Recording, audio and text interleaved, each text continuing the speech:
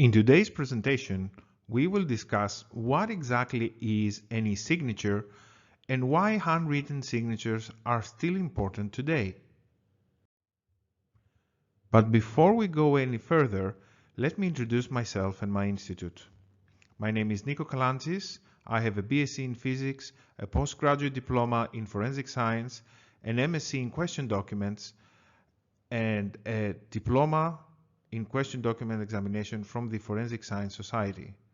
And I'm also a member of the steering committee of the European Network of Forensic Handwriting Experts. I am written in the table of experts of Athens and Piraeus. I served for a decade as a visiting research fellow at Staffordshire University, where I'm currently serving as a researcher. I'm a professional member of the Chartered Society of Forensic Science. I'm a member of the International Forensic Science Council in Dubai and the president of the Scientific Committee of the Hellenic Association of Forensic Sciences. I also work as an expert and manager of Hartularius Institute. Hartularius Institute of Questions Document Studies is a private laboratory and institute centered in Piraeus, Greece. It's an associate member of the NFEX. We have a team of trained examiners, a fully equipped laboratory. We employ the AA peer review system per case, and we are very active in research projects and collaborations. Furthermore, we provide training services and webinars, so be sure to check out our webpage and our mailing list for upcoming events. Finally, our institute has specialized in digitally captured signature technology, and we provide calibration services for digitizer hardware and solution evaluations. Now let's discuss a little bit about the signature as a means of authentication. Why do people prefer to use a signature as their to-go biometric security feature? The signature has a very long history. The first autograph, meaning the first handwriting used to identify a person, is more than 5,000 years old. And ever since, the signature has been used as a means of authentication. But it was not until 1677 when the English Parliament, with the Statute of Frauds Act, recognized the handwritten signature not only as a means of authenticating a transaction, but as a requirement in order for specific contracts to be legally valid. So we can see that the handwritten signature has a very long history, but is it still relevant today? If we look at the United States presidential elections of 2020, we will immediately recognize the importance of the handwritten signature, as that security feature was a requirement for the mail-in vote. Depending on the state, for the mail-in vote to be valid, the signature of the voter has to be present. And that signature is examined by an election judge in order to determine whether the mail-in ballot is valid or not. This was a very important topic, and in October 2020, the New York Times published an article regarding the process with which the authenticity of the handwritten signature and therefore the validity of the mail-in ballot was examined. But enough with the traditional pen and paper signature. So the question remains, what exactly is an e-signature, also known as a biometric signature or a digitally captured signature? E-signature technology captures the position of the tip of the stylus at a given time interval. Not only that, It also captures the force exercised by the tip of the stylus on the digitizer. And with doing that, the e-signature includes biometric data. The biometric data are stored in a digital file in a numerical form. Taking advantage of the numerical form of the biometric data, the expert or the institution has the option to choose different visualizations depending on the use of the biometric data. Comparing the e-signature to the paper version of the handwritten signature, we immediately realize the many capabilities of visualization that are available to the expert. Using the captured biometric data, the expert can visualize more aspects of the handwritten motion and therefore enhance their forensic examination capabilities. So, what is the status of equivalence between pen and paper and e-signatures? Pen and paper signatures are personal, legal, and safe. E-signatures meet all these criteria in their equivalence to the pen and paper signatures. They are personal because they provide the same familiar experience to the user. They are legal because they enjoy recognition from the ADRS regulation and national legislation. And they are safe because they can be forensically examined. E-signature execution is familiar and comes natural to all ages, in contrast to other available electronic identification procedures like one-time passwords, cell phone text, smart cards, and so on.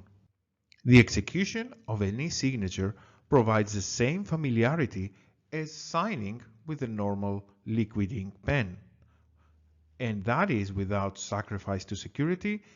Plus, it provides an insight to more characteristics to internal fraud examiners or forensics experts, as mentioned earlier.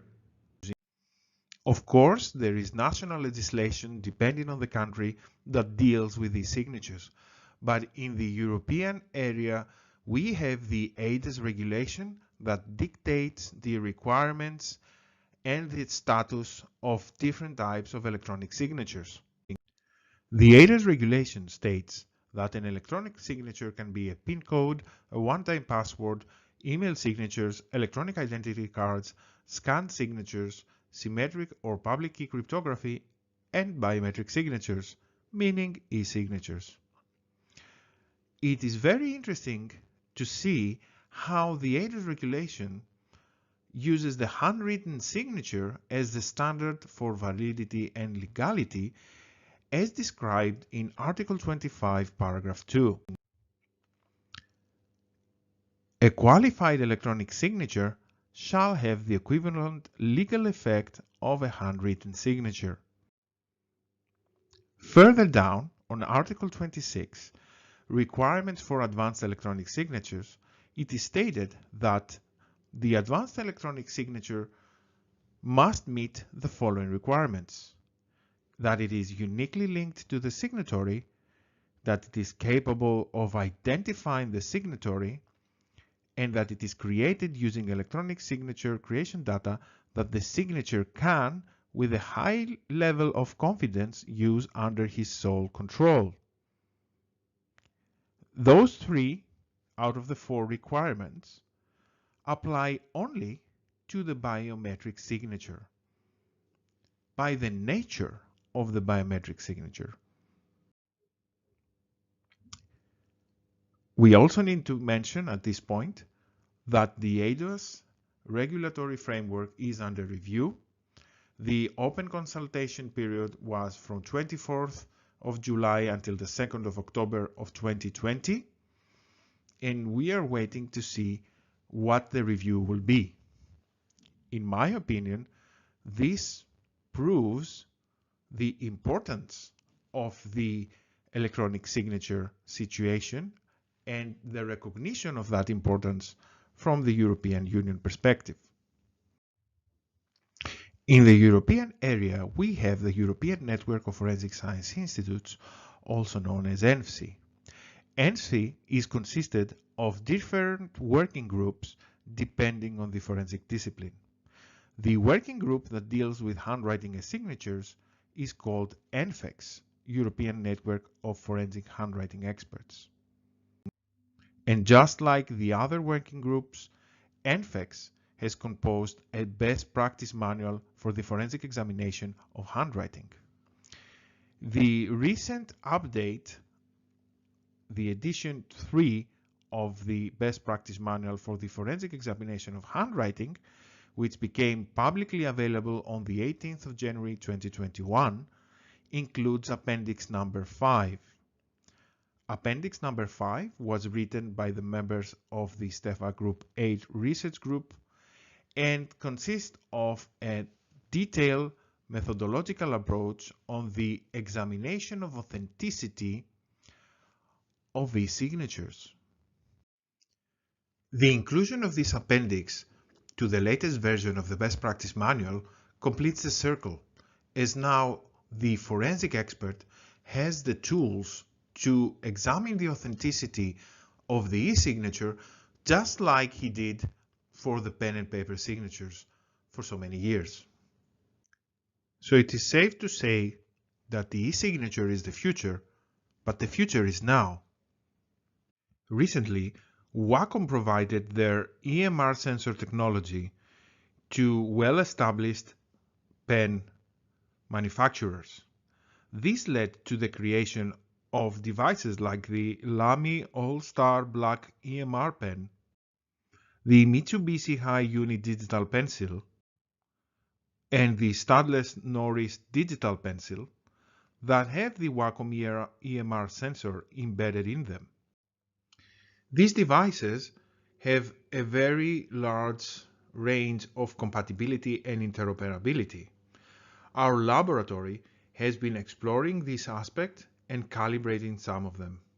Furthermore, we believe that it's these devices that will allow the public to understand the equality and familiarity of e-signatures to handwritten signatures with liquid ink. Think for a moment. Do you have only one pen at home, or do you have several? And if you have several, do you have the same type of pen several times, or do you have different ones? Individuals want to be different. They want to be unique, and this is expressed in their consumer decisions. These devices allow the consumer to choose a different EMR stylus for the day-to-day routines. So we've seen how the liquid signature enjoys an established scientific and legal status. And we've also understood how this status is transferred to the e-signature. What remains to be discussed is why we should choose e-signatures over other types of authentication. As discussed briefly earlier in the articles of the ADRES regulation, all previous non-biometric identity validation and/or verification methods are subject to decoupling because they do not link data to the individual interacting with the institution, and therefore they can be used by other people. Other biometric data, like iris and fingerprints, do link data to the individual but do not provide proof of intent. It is only the signature, being handwritten with a liquid ink or an e-signature, that provides both features. So e-signature is the bridge from liquid ink to digital ink. But that is not a bridge to be crossed. It's a bridge we have already crossed. And as I said earlier, E-signatures are the future, and the future is now.